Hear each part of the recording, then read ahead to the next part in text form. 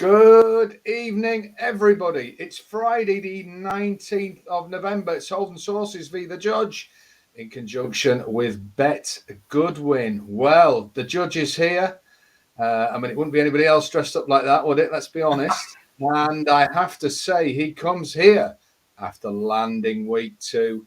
I gave him what I thought was a knockout blow on week 1, but it failed to knock him out because he came back with a stunning 12-1 success with Midnight Shadow in that Paddy Power chase. Now, Palmer's Hill. We only gave 2 races, remember? I give a 4-1 winner with old Palmer's Hill, but he knocked me out of the way, and I hope you got on. And of course, folks, if you're doing this Bet Goodwin deal using the promo code SH10, you can have a £10 match bet. You could have had £10 on Palmer's Hill and had your £10 match bet on the mighty Midnight Shadow at 12s, following on from a 25-1 winner on week 1. So you can see this challenge. As I said, the real winner is you. So get with us, get with Bet Goodwin, take that promo code offer, and you will be heading towards the platform mark profit. Now, Judge, can I be not the first, I'm sure others have, but can I congratulate you on a monster winner last week? Well done, my friend. Thank you very much, and well done to yours as well, although I was rather cursing when mine just took it up and fell over. But, wow. It's just the nature of the beast. If I can't win, I hope you do. Yes, well, you see, that is the measure of the man, is it not, ladies and gentlemen? Absolutely marvellous. Well, we have 2 more races for you as we intend to keep the pressure on, keep you landing big winners, and keep this being the start to everyone's punting weekend, HHV The Judge. Now, can I just do some slight housekeeping? You'll see that Bet Goodwin code offer at the top link. Just below that, there is a link for tomorrow's Ascot card market. It's a 2-dayer. Today, I've had a 13-2 winner and 100-30. It's in profit. Tomorrow, 7 more races. You can have them all for a £5. It looks a fantastic offer to me, Judge. And below that is a link for my HFC club. It's free to join, and you will receive tomorrow morning a free Lucky 15. So that's the housekeeping over. We have 2 more races. I will reveal them now with, in the background, a fictional drum roll. 225 Haydock. And secondly, Ascot 315. Now, let's start with the 225 at Haydock. Now, Judge, my memory fails me. Would you like to go first or second? I'd like to go first for us because I prefer these cavalry charges, as you know.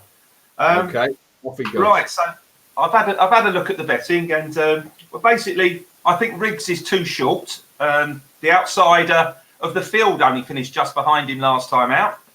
I think right place, right time could certainly live up to his name. He's got shrewd connections, and we missed the 10-1 in the week though, so there's no real value in his price now.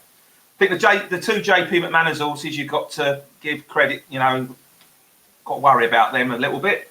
But the 2 I have had it between was If the Cap Fits, but my main bet now has to be Don Levon. It's around 10-1. He's returning to 3 miles after being running over 2 miles last time out. He ran in the Welsh Champion Hurdle, which has thrown up a few horses that have run very well. A couple of them have won. That was under a hand ride, may I add, as well. If you watch it back, Evan Williams was, Evan Williams' horses are going very well at the moment, and his horse last week, Call Cody, was there or thereabouts when Midnight Shadow picked him up. This horse was also 8th in the Coral Cup last year, and he split the likes of Guard Your Dreams, who's running in a Grade 2 tomorrow, whose form has had Frank after Frank, so that's an interesting one for tomorrow. But just behind him was Palmer's Hill, so we can't ask for much more than that as a Frank.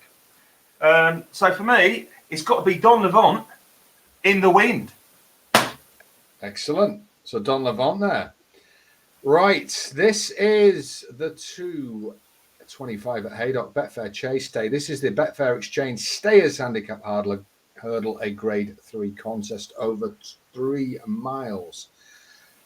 Well, judges covered the race fairly well there. I do think Riggs is very, very short. You've got Flight Deck you've got to worry about, but I think, not sure that's the best handicap horse John Joe's ever trained. Bass Rock, there's a word for, but I'm going to go at a monster price here. If I were to say to you, there is a horse running trained by the champion trainer, Mr. Paul Nicholls, ridden by the great Harry Cobden, whose form figures last year included a first time out win, a second, an impressive first, and then a fairly okay run at Cheltenham, where it was felt that the horse did not act at the track. If that's true, and we stick a line through that, if it's true, his form figures read 1, 2, 1. That, ladies and gentlemen, is number 5, Storm Arising, available at 28 to 1. Now, put it to you, this combination in a big Saturday handicap at 28 to 1 with those form figures is a rarity. I see the ground as good to soft on the good side as being perfect for this. I think he bizarrely for this stable comes here under the radar. I'm prepared to forgive him that run when he was 14th of 22. It wasn't a horror run. He just ran flat. But at Cheltenham Festival, bizarrely, a lot of Paul Nicholls horses have been underperforming in the last 3-4 years. So strike a line through that. He comes here first, second, first. He won impressively first time out last year. I put it to you around 28 to 1. Storm Arising is an exceptional value bet. And again, I shake my head. How many times does a Nicholls horse ridden by Harry Cobden come under the radar at a big price? I can't remember many, but I'm not going to miss this. And that's number 5, Storm Arising. So Storm Arising for me, Don Levant for the judge at around bits of 12 to 1, 11 to 1 around for that. You got 2 big prices. You could use your match bet on one of those and you would be off to a flyer. Right, that's race 1 done. Let's go to our second race. It's the 3:15 at Ascot. Great card tomorrow. And it is a class 2 2-mile handicap for the Gerard Bertrand Hurst Park Handicap Chase. Now, not many runners here and 2 places, but don't let that put you off because I think this is an exceptional betting race. Now I shall go first, and I tipped up Amula Gold to win under an exceptional ride from Bridget Andrews last time. Absolutely stunning. But the thing about horses is you cannot stay over loyal to them. And I do think Amula Gold, up again in the weights on quicker ground, may not have the pace to win this particular race. But I do love the horse. And I'm sure on deeper ground, at a slightly longer trip, he'll get another Ascot win this year. But Before Midnight was an impressive winner last time at Cheltenham, the jolly old favourite. I do think he's very tight at the prices. Sky Pirate off top weight. I think he might be better going left-handed. I do like the horse, but I'm going to pass over him. But I am all over one here like a rash. I think that this is an exceptional bet. I'm not even going to go each way. I'm going on the nose. Each way, no way. For number 4, Diego de Charmille. He's run fantastic at Ascot before. He's run second in this race before. He's now off a mark of 150, which I think is perfectly reasonable for him. This year he won the Champion Hurdle Trial last year at Fontwell. He's got so much pace. He came back 35 days ago. He had a comeback run. Wasn't overly impressive, but I don't think that was the order of the day. I think today's the day. I think he's been laid out for this. Lorcan Williams takes 3 off, which makes it even more juicy and gives him a realistic weight of 11 stone. I think this is one of the bets of the jump season so far, Judge. So there you go. That's me done. Number 4, Diego de Charmille. Each way, no way. I'm going on the nose for a big, big win bet. Is it my turn? I know it's your turn. That was the painful silence. It wasn't painful. That was, to be fair, it was beautifully worked out, if I may say so. I'm very similar with you. I think the Before Midnight Sky Pirate form line got a knock last week because the third and fourth from that race, Hatcher and Fergal O'Brien, all got slaughtered behind Editor de Guy. Yes, they did, so yeah. I personally think that's a good form line and the front two in the betting, worth taking on. Like you also said about the Amula goal line, I mean, it went 1,000 in running, didn't it? So I don't think a small field will suit that. I really came down to the same idea as you, but I've gone a slightly different way around it. I like both the Nicholls horses. I think they can both run their odds. But the one I've gone for is Sully Dock. I don't know whether you had the double A or not. I think it's something to do with an arrow course or whatever. This horse has got good Ascot form because it's won here. Last time out in the race that Amula Gold won, it was actually more prominent than the other two, and then sort of weakened. And I think it possibly needed the run that day. If you go back to its win at Punchestown, it beat some decent horses around there, and also in its previous run, it finished just behind Editor Geet.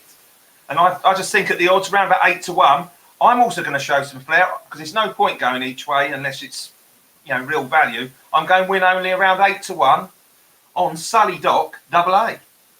Excellent, excellent, excellent. So there you go, folks. If you want short price jollies, if you want odds on shots, I suggest you look elsewhere because we are the sheriffs of Tippingham and we are only interested in big prices here on Holden Sources, be the judge.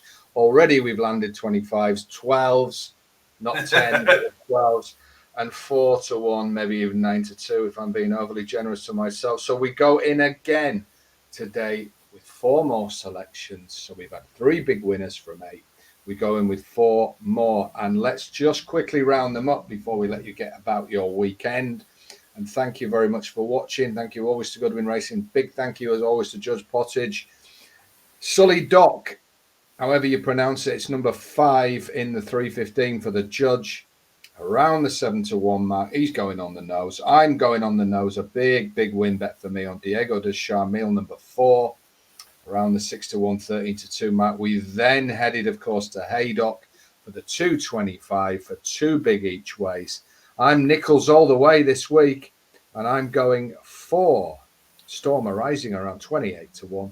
Check your places on that race, of course, and your bonuses. And Don Levant at 12-1 available in the village for the judges.